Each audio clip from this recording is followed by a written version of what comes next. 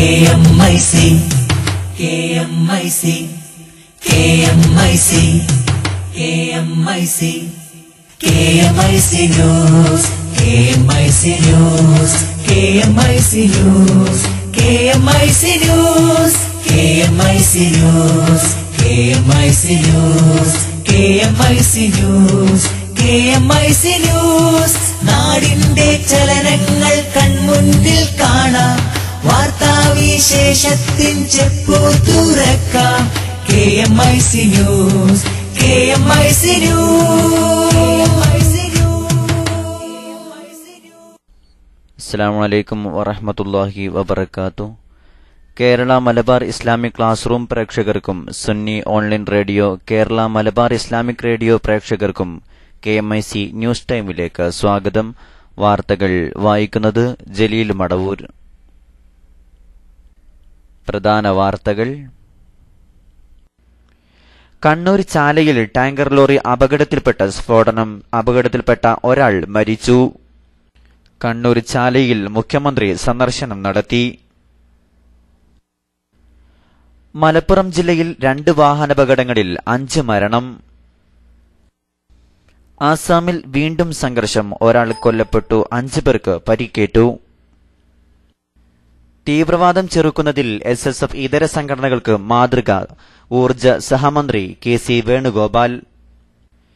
ഈ വർഷത്തെ ഹജ്ജ് കേരളത്തിന് ഏതാനും സീറ്റുകൾ കൂടി ലഭ്യമായേക്കും. CM സെന്റർ മടവൂർ ഷെരീഫിൽ CM വലുല്ലാഹി ആണ്ട് നേർച്ചയ്ക്ക് നാളെ തുടക്കം. ഹജ്ജ് വിശ്വമാനവികതയുടെ വിളംബരമാണെന്ന് കാന്തപുരം AP അബൂബക്കർ മുസ്ലിയാർ. വാർത്തകൾ വിശദമായി. കണ്ണൂർ ചാലയിൽ ഇന്നലെ രാത്രി പാചകവാതക ടാങ്കർ പൊട്ടിത്തെറിച്ചുണ്ടായ അപകടത്തിൽ അതീവ ഗുരുതരാവസ്ഥയിൽ കഴിയുന്ന 14 പേരിൽ ഒരാൾ മരിച്ചു. 5 കുട്ടികളും 12 സ്ത്രീകളും ഉൾപ്പെടെ 40 പേരാണ് കണ്ണൂർ, കോഴിക്കോട് ജില്ലകളിലെ വിവിധ ആശുപത്രികളിൽ ചികിത്സയിലുള്ളത്. 4 വീടുകളും 15 കടകളും ഉൾപ്പെടെ ഒരു പ്രദേശമാകെ അഗ്നിക്കിരയായി. ചാല ശ്രീനിലയത്തിൽ ശ്രീലതയാണ് മരിച്ചത്. ഇന്നലെ രാത്രി 11 മണിയോടെയായിരുന്നു അപകടം. കണ്ണൂരിൽ നിന്ന് കോഴിക്കോട്ടേക്ക് പോയ പാചകവാതക ടാങ്കർ ലോറിയാണ് മറിഞ്ഞത്. ഡിവൈഡറിൽ തട്ടി ലോറി മറിഞ്ഞ് പൊട്ടിത്തെറിക്കുകയായിരുന്നു. ചാല പ്രദേശത്തെ വീടുകളിലേക്കും തീ പടർന്നു. 4 വീടുകൾ പൂർണ്ണമായും കത്തിനശിച്ചു. 15 കടകളും അഗ്നിക്കിരയായി. ഒട്ടേറെ വാഹനങ്ങളിലേക്കും തീ പടർന്നു. പ്രദേശത്താകെ മരങ്ങളും കരിഞ്ഞുണങ്ങി. 2 കിലോമീറ്ററിനുള്ളിലെ കെട്ടിടങ്ങൾക്കും നാശനഷ്ടം സംഭവിച്ചു. പൊട്ടിത്തെറിയുടെ ശബ്ദം കിലോമീറ്ററോളം കേട്ടു. വീടുകളിൽ കിടന്നുറങ്ങിയവരാണ് പൊള്ളലേറ്റവരിൽ അധികവും. ലോറി മറിഞ്ഞ ഉടനെ ജീവനക്കാർ പുറത്തുകടന്ന് നാട്ടുകാർക്ക് മുന്നറിയിപ്പ് നൽകി. രക്ഷപ്പെട്ടു എന്നാണ് അറിയാൻ കഴിഞ്ഞത്. അവർ പിന്നെ ആദ്യത്തെ ഇമ്പാക്റ്റിൽ തന്നെ പുറത്തു വന്നു. അവരായിരുന്നു കുറച്ച് നാട്ടുകാരെ വാൺ ചെയ്തു. ഒരുപാട് വീടുകൾ തിങ്ങിപ്പാർക്കുന്ന ഒരുപാട് കുടുംബങ്ങളുള്ള സ്ഥലമാണ്. ഒട്ടേറെ പേരെ പരിസരത്തു നിന്ന് മാറ്റാൻ കഴിഞ്ഞു. പൊട്ടിത്തെറിയുടെ ആഘാതത്തിൽ തീനാളങ്ങൾ പരിസരത്തെ വീടുകൾ വിഴുങ്ങി. പൊള്ളലേറ്റവരെ പരിയാരം മെഡിക്കൽ കോളേജിലും തലശ്ശേരി സഹകരണ ആശുപത്രിയിലും പ്രവേശിപ്പിച്ചു.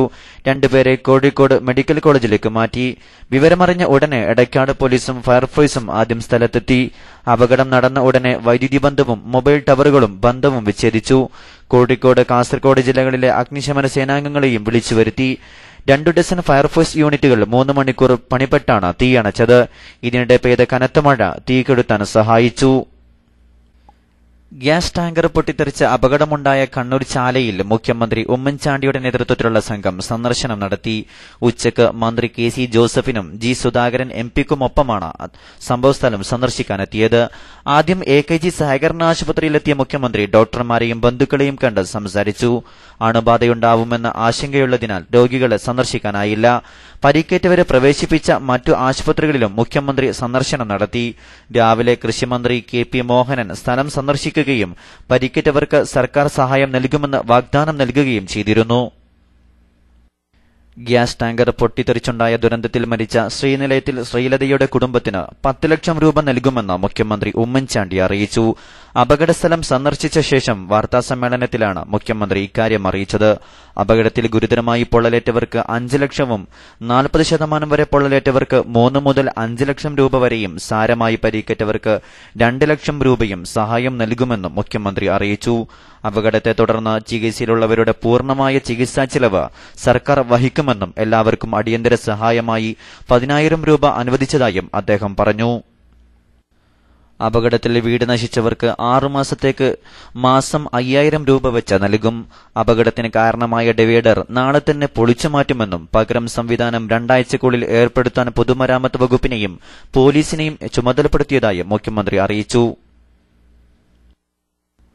2009 ഡിസംബർ 31-നാണ് ഇതിനു മുമ്പ് കേരളത്തെ ഞെട്ടിച്ച ടാങ്കർ ദുരന്തമുണ്ടായത്. കരുനാഗപ്പള്ളിയിൽ അന്നുണ്ടായ ദുരന്തത്തിൽ 12 പേർ മരിക്കുകയും 17 പേർക്ക് പരിക്കേൽക്കുകയും ചെയ്തു. 2009 ഡിസംബർ 31 പുലർച്ചെ 3:30-ക്കായിരുന്നു അപകടം. മംഗലാപുരത്ത് നിന്ന് പാരിപ്പള്ളിയിലേക്ക് പോവുകയായിരുന്ന ടാങ്കറും ഗൾഫിൽ നിന്ന് മടങ്ങിവന്ന സംഘവുമായി ആലപ്പുഴയ്ക്ക് പോവുകയായിരുന്ന കാറും കൂട്ടിയിടിക്കുകയായിരുന്നു. റോഡിലേക്ക് വീണ ടാങ്കർ പൊട്ടിത്തെറിച്ച 2 പോലീസുകാരും ഒരു ഫയർമാനും ഉൾപ്പെടെ 12 പേർ മരിച്ചിരുന്നു. അന്ന് പരിക്കേറ്റ 17 പേരിൽ പലരും ഇപ്പോഴും ചികിത്സയിലാണ്. സംഭവത്തിൽ 2 എണ്ണക്കമ്പനി ഉദ്യോഗസ്ഥർ ഉൾപ്പെടെ 4 പേരെ പ്രതിയാക്കി പോലീസ് കുറ്റപത്രം സമർപ്പിച്ചെങ്കിലും വിചാരണ എങ്ങുമെത്തിയിട്ടില്ല. വാഹനത്തിന്റെ പഴക്കവും ഉദ്യോഗസ്ഥരുടെ അനാസ്ഥയുമാണ് അപകടത്തിന് വഴിവെച്ചതെന്നും ടാങ്കറിന് 12 വർഷത്തെ പഴക്കമുണ്ടെന്നും കുറ്റപത്രത്തിൽ കണ്ടെത്തിയിരുന്നു. നിബന്ധനകൾ പ്രകാരം ഉദ്യോഗസ്ഥർ ടാങ്കർ പരിശോധിച്ചിട്ടില്ലെന്നും ഗ്യാസ് ടാങ്കറിന് 2 ഡ്രൈവർമാർ വേണമെന്ന വ്യവസ്ഥ പാലിച്ചിട്ടില്ലെന്നും അന്വേഷണത്തിൽ തെളിഞ്ഞിരുന്നു. മലപ്പുറം ജില്ലയിലുണ്ടായ 2 വാഹനാപകടങ്ങളിൽ 5 പേർ മരിച്ചു. കുറ്റിപ്പുറത്തുണ്ടായ അപകടത്തിൽ 3 പേരും മഞ്ചേരിയിലെ അപകടത്തിൽ അച്ഛനും മകനുമാണ് മരിച്ചത്. 2 അപകടങ്ങളിലായി 10 പേർക്ക് പരിക്കേറ്റിട്ടുണ്ട്. ഇന്ന് രാവിലെ 7 മണിയോടെയായിരുന്നു സംഭവം. ദേശീയപാത 17-ൽ കുറ്റിപ്പുറം റെയിൽവേ പാലത്തിന് സമീപം സ്വകാര്യ ബസും കാറും കൂട്ടിയിടിച്ചാണ് 3 പേർ മരിച്ചത്. അത്തോളി സ്വദേശികളായ കൃഷ്ണൻകുട്ടി, സുമീര എന്നിവർക്ക് പുറമെ കാറിന്റെ ഡ്രൈവറായ ബാലകൃഷ്ണനുമാണ് മരണമടഞ്ഞത്. കാറിലുണ്ടായിരുന്ന സുമീരയുടെ മാതാപിതാക്കളായ സുബ്രഹ്മണ്യനും പത്മാവതിയും എടപ്പാളിലെ സ്വകാര്യ ആശുപത്രിയിൽ ചികിത്സയിലാണ്. സ്വകാര്യ ബസ് മറ്റൊരു വാഹനത്തെ മറികടക്കാൻ ശ്രമിക്കുന്നതിനിടയിൽ കാറിൽ ഇടിക്കുകയായിരുന്നുവെന്ന് പോലീസ് പറഞ്ഞു. തൃശൂരിലേക്കുള്ള യാത്രയിലായിരുന്നു കുടുംബം. കഴിഞ്ഞ ദിവസം കുറ്റിപ്പുറം രാങ്ങാട്ടൂരിലുണ്ടായ അപകടത്തിൽ പരിക്കേറ്റ് ചികിത്സയിൽ കഴിയുകയായിരുന്ന പടയന്താൾ സ്വദേശി ജെയ്സൺ കോഴിക്കോട് മെഡിക്കൽ കോളേജിൽ ഇന്ന് പുലർച്ചെ മരിച്ചു. ഗൾഫിൽ നിന്ന് അവധിക്കെത്തിയ ജെയ്സനെ കൂട്ടി മടങ്ങുന്നതിനിടയിൽ അപകടത്തിൽപ്പെട്ട് ഖാലിദ് ഇന്നലെ മരണമടഞ്ഞിരുന്നു. നിലമ്പൂരിൽ നിന്ന് കോഴിക്കോട്ട് പോവുകയായിരുന്ന KSRTC ബസും ജീപ്പും കൂട്ടിയിടിച്ചായിരുന്നു അപകടം. ഇതിൽ പരിക്കേറ്റ 8 പേർ ചികിത്സയിലാണ്. ആസാമിൽ ഇന്നലെ രാത്രിയുണ്ടായ 3 വ്യത്യസ്ത സംഘർഷങ്ങളിൽ ഒരാൾ കൊല്ലപ്പെടുകയും 5 പേർക്ക് പരിക്കേൽക്കുകയും ചെയ്തു.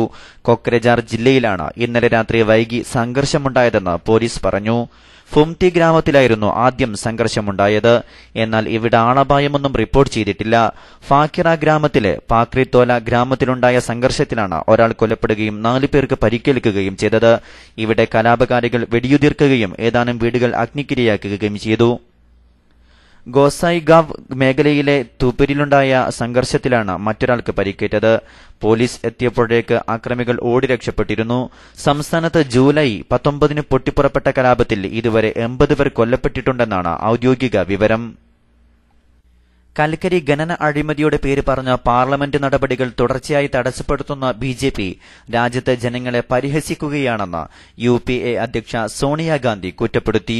ബ്ലാക്ക്മെയിൽ രാഷ്ട്രീയം BJPയുടെ ഉപജീവന മാർഗമായി മാറിയിരിക്കുന്നുവെന്നും പാർലമെന്റിനോട് BJP അനാദരവ് കാട്ടുകയാണെന്നും സോണിയ ആരോപിച്ചു. കോൺഗ്രസ് പാർലമെന്ററി പാർട്ടി യോഗത്തിൽ സംസാരിക്കുകയായിരുന്നു സോണിയ. BJP നടത്തുന്ന പിന്തിരിപ്പൻ രാഷ്ട്രീയത്തിനെതിരെ ശക്തമായ നിലപാടെടുക്കണമെന്ന് സോണിയ പാർട്ടി MPമാരോട് ആഹ്വാനം ചെയ്തു.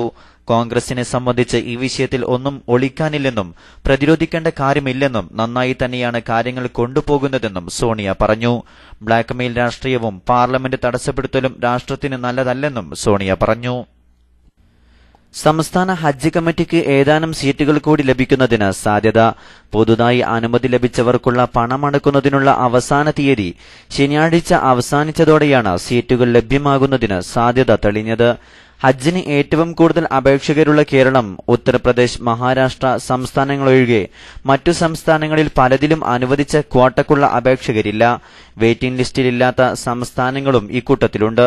വിവിധ സംസ്ഥാനങ്ങളിൽ ബാക്കി വരുന്ന സീറ്റുകളും അവിചാരിതമായി യാത്ര മാറ്റിവെക്കേണ്ടി വരുന്നവരുടെ സീറ്റുകളും ഉൾപ്പെടെ ബാക്കി വരുന്ന സീറ്റുകൾ സംസ്ഥാനങ്ങൾക്ക് വീതം വെക്കുന്നതിലൂടെയാണ് കേരളത്തിന് ഏതാനും സീറ്റുകൾ കൂടി ലഭിക്കാൻ സാധ്യത. സംസ്ഥാനത്തിന് കൂടുതൽ സീറ്റുകൾ ലഭിക്കുമെന്ന പ്രതീക്ഷയിൽ വെയിറ്റിംഗ് ലിസ്റ്റിൽ നിന്നും നിലവിലുള്ള ക്വാട്ടക്കപ്പുറം 100-ലധികം പേരിൽ നിന്നുകൂടി പാസ്പോർട്ടുകൾ വാങ്ങിവെച്ചിട്ടുണ്ട്. ഹജ്ജും അനുബന്ധ കർമ്മങ്ങളും വിശ്വമാനവികതയുടെ വിളംബരമാണെന്ന് അഖിലേന്ത്യാ Sunni Jamiyyathul Ulama secretary general Kanthapuram AP Aboobacker Musliyar പറഞ്ഞു. SYS ഹജ്ജ് സെല്ലിന് കീഴിൽ ഈ വർഷം ഹജ്ജിന് പോകുന്ന ഹാജിമാരുടെ പ്രഥമ സംഗമം ഉദ്ഘാടനം ചെയ്യുകയായിരുന്നു അദ്ദേഹം. പണ്ഡിതനെന്നോ പാമരനെന്നോ മുതലാളിയെന്നോ തൊഴിലാളിയെന്നോ രാജാവെന്നോ പ്രജയെന്നോ വ്യത്യാസമില്ലാതെ സമർപ്പണ ബോധത്തോടെയാണ് ഹജ്ജ് കർമ്മം നിർവഹിക്കപ്പെടുന്നത്. പൂർവിക മഹത്തുക്കളുടെ പാത പിന്തുടരണമെന്ന പാഠം കൂടിയാണ് ഹജ്ജ് എന്നും അദ്ദേഹം പറഞ്ഞു. ചീഫ് അമീർ സയ്യിദ് ഉമറുൽ ഫാറൂഖ് അൽ ബുഖാരി പൊസോട്ട് അധ്യക്ഷത വഹിച്ചു.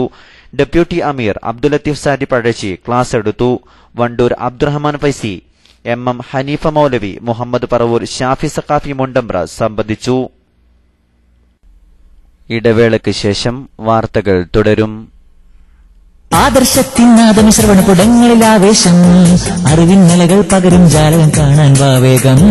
KMIC നാദമിതാ, ആദർശത്തിൻ നൂതന ശബ്ദമിതാ.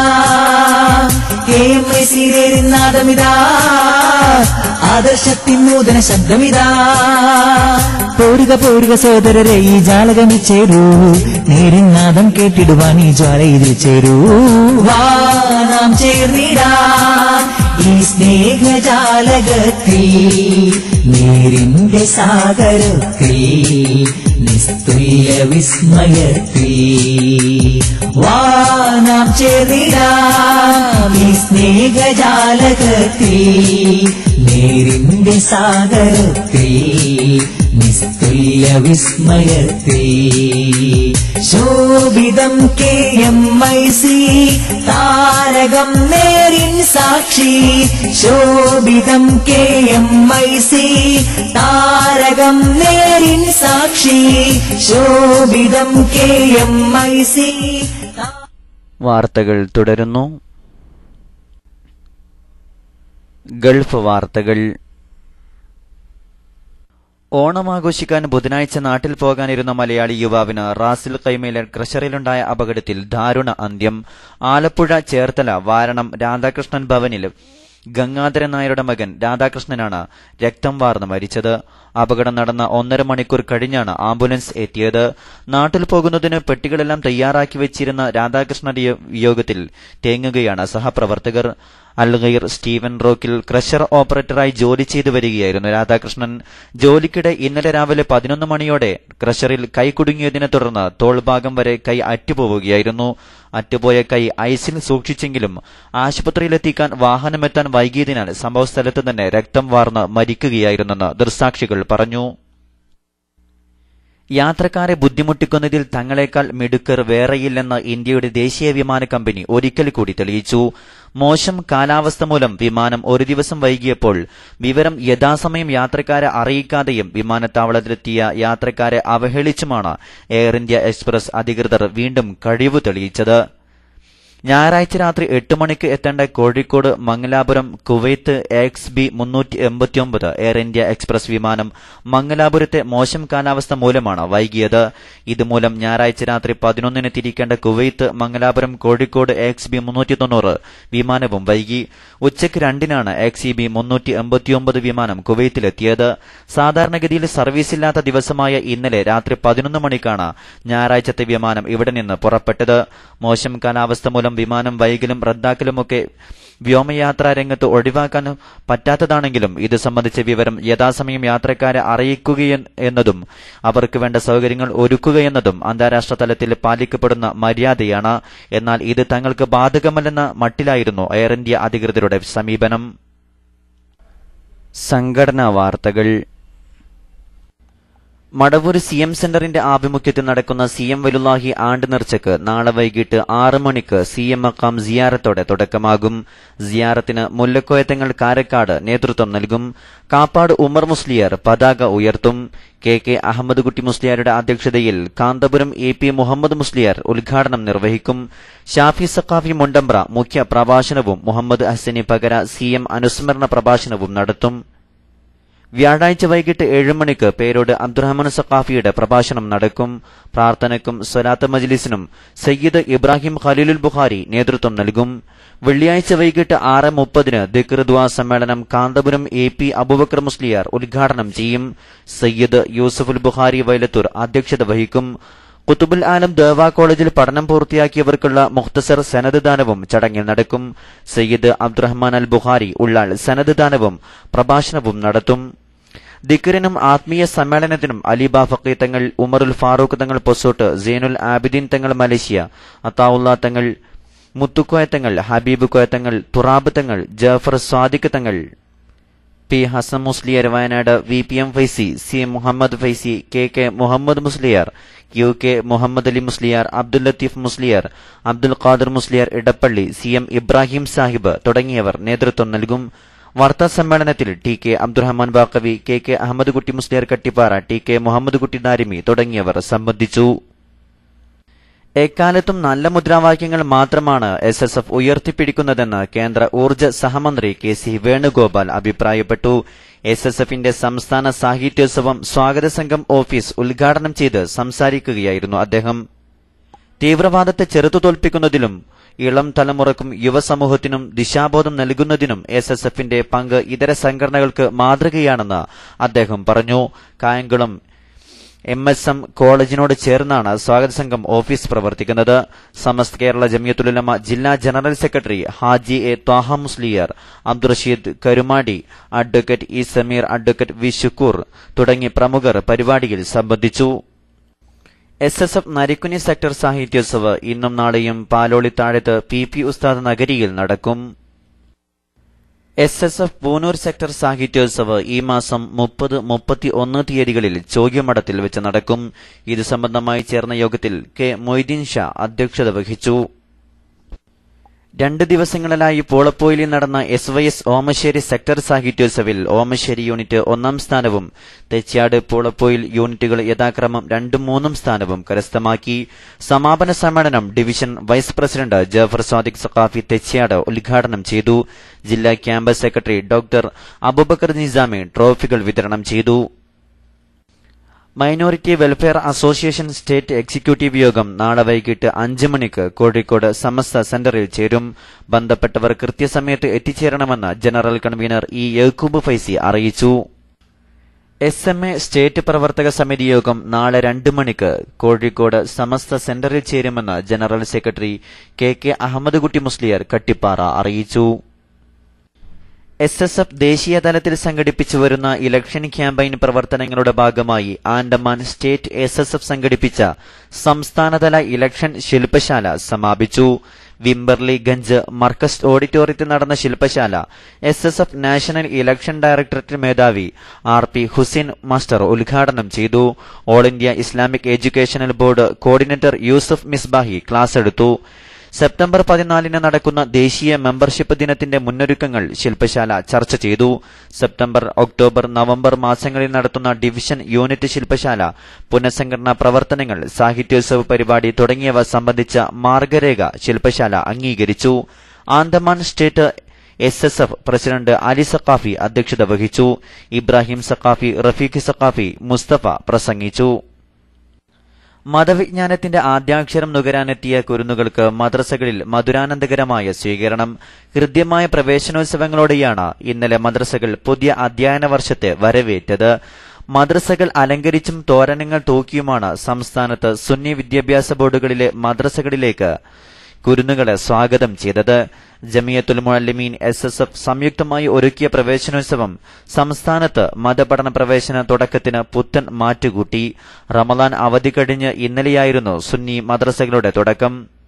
വിദ്യയുടെ വിളക്കത്തിരിക്കാമെന്ന ശീർഷകത്തിൽ SSF പ്രവർത്തകർ പുത്തൻ പഠിതാക്കളെ മതവിജ്ഞാന വിളക്കത്തേക്ക് ആനയിച്ചു. ഒതുക്കുങ്ങൽ സെക്ടർ പ്രവേശനോത്സവം മുനമ്പത്ത് ദാറുസ്സലാം മദ്രസയിൽ ഹാഫിള് സുബൈർ സഖാഫി ഉദ്ഘാടനം ചെയ്തു. അവസാനമായി പ്രധാന വാർത്തകൾ ഒരിക്കൽ കൂടി. കണ്ണൂർ ചാലയിൽ ടാങ്കർ ലോറി അപകടത്തിൽപ്പെട്ട സ്ഫോടനം. അപകടത്തിൽപ്പെട്ട ഒരാൾ മരിച്ചു. മലപ്പുറം ജില്ലയിൽ 2 വാഹനാപകടങ്ങളിൽ 5 മരണം. ഈ വർഷത്തെ ഹജ്ജ് കേരളത്തിന് ഏതാനും സീറ്റുകൾ കൂടി ലഭ്യമായേക്കും. തീവ്രവാദം ചെറുക്കുന്നതിൽ SSF ഇതര സംഘടനകൾക്ക് മാതൃക. ഊർജ സഹമന്ത്രി KC വേണുഗോപാൽ. ആസാമിൽ വീണ്ടും സംഘർഷം. ഒരാൾ കൊല്ലപ്പെട്ടു, 5 പേർക്ക് പരിക്കേറ്റു. CM സെന്റർ മടവൂർ ഷെരീഫിൽ CM വലുല്ലാഹി ആണ്ട് നേർച്ചയ്ക്ക് നാളെ തുടക്കം. ഹജ്ജ് വിശ്വമാനവികതയുടെ വിളംബരമാണെന്ന് കാന്തപുരം AP അബൂബക്കർ മുസ്ലിയാർ. ഇതോടെ KMIC ന്യൂസ് ടൈം സമാപിക്കുന്നു. അടുത്ത ന്യൂസ് ബുള്ളറ്റിൻ നാളെ വൈകിട്ട് ഇന്ത്യൻ സമയം 5 മണിക്ക് കേരള മലബാർ ഇസ്ലാമിക് ക്ലാസ് റൂമിൽ. നിങ്ങളുടെ അഭിപ്രായങ്ങളും നിങ്ങൾക്ക് ലഭിക്കുന്ന വാർത്തകളും ചിത്രങ്ങളും KMIC ന്യൂസ് ടൈമിന് അയക്കുക. അയക്കേണ്ട വിലാസം KMIC@gmail.com. ഏറ്റവും പുതിയ വാർത്തകളും ചിത്രങ്ങളും ലഭിക്കാൻ സന്ദർശിക്കുക www.sunniOnlinenews.com. അസ്സലാമു അലൈക്കും വറഹ്മത്തുള്ളാഹി വബറകാതുഹു.